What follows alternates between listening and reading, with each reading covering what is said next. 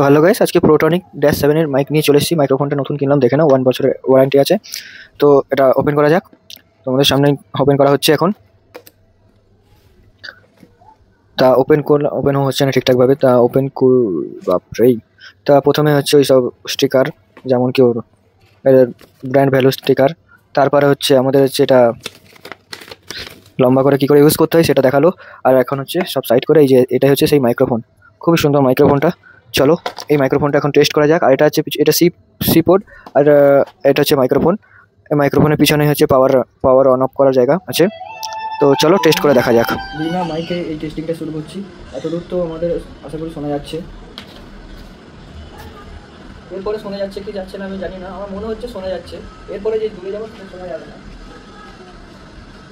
এরপরটা শোনা যাবে না।